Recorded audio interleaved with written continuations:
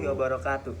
Izin memperkenalkan diri, nama saya Muhammad Rizky, NIM 1101190376 dengan program studi manajemen dan Fakultas Ekonomi dan Bisnis di Universitas Bina Bangsa semester 2 kelas 2O Manajemen dengan dosen Ibu Dr. Dian Sudayantini mata kuliah Ekonomi Makro. Teori pertumbuhan ekonomi muncul karena fenomena perubahan sosial masyarakat, khususnya pada negara berkembang.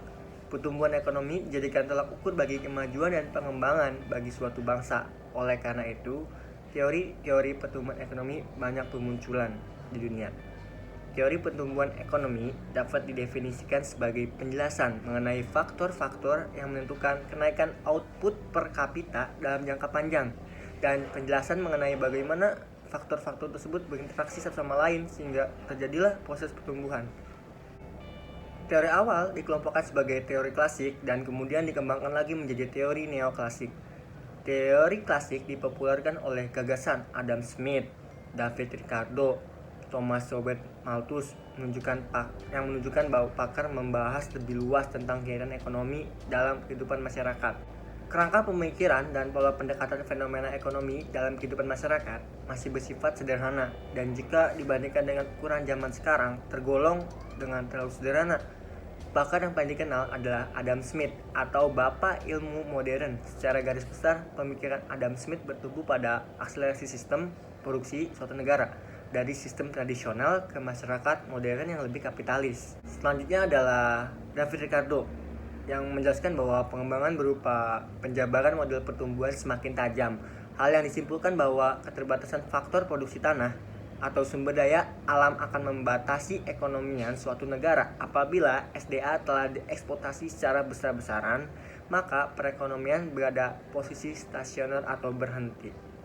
Selanjutnya adalah Thomas Robert membahas tentang masalah upah pekerja yang berhubungan dengan pertumbuhan ekonomi. Menurutnya populasi manusia semakin banyak akan membutuhkan kebutuhan produksi yang makin banyak juga, kebutuhan pangan yang banyak juga. Oleh karena itu dibutuhkan tenaga kerja yang banyak pula, karyawan yang banyak pula. Para kerja pastinya membutuhkan upah yang sesuai. Jadi dengan kinerjanya, apabila pekerja mendapat upah yang tinggi, akan menaikkan struktur ekonomi pada negara tersebut. Teori neoklasik dimulai oleh George Herbert dengan menitik beratkan analisanya pada ekonomi neoklasik. Model ini menjelaskan bahwa pertumbuhan ekonomi suatu wilayah akan sangat ditentukan oleh kemampuan wilayah tersebut untuk meningkatkan kegiatan produksinya. Ekonomi neoklasik adalah teori yang luas yang berfokus pada penawaran dan permintaan sebagai kekuatan pendorong di balik produksi, penetapan harga, dan konsumsi barang dan jasa. Itu muncul pada tahun 1900. Jadi neoklasik ini muncul pada tahun 1900 atau abad 19 untuk bersaing dengan teori-teori ekonomi klasik sebelumnya seperti neoklasik. Salah satu asumsi awal utama ekonomi neoklasik adalah utilitas untuk konsumen, bukan biaya produksi, adalah faktor paling penting dalam menentukan nilai suatu produk atau jasa pada akhir abad ke-19 atau tahun 1900 berdasarkan buku-buku oleh William Stanley Jevons, Carl Menger, dan Lon Walras. Teori ekonomi neoklasik mendasari ekonomi modern. Ekonomi neoklasik percaya bahwa perhatian pertama konsumen adalah memaksimalkan kepuasan pribadi. Oleh karena itu, mereka membuat keputusan pembelian berdasarkan evaluasi mereka terhadap utilitas suatu produk atau layanan. Teori ini bertepatan dengan teori perilaku rasional yang menyatakan bahwa orang bertindak rasional ketika membuat teori ekonomi ini menyatakan bahwa persaingan mengarah pada alokasi sumber daya yang efisien dalam suatu ekonomi suatu negara. Kekuatan penawaran dan permintaan menciptakan keseimbangan pasar yang sangat seimbang.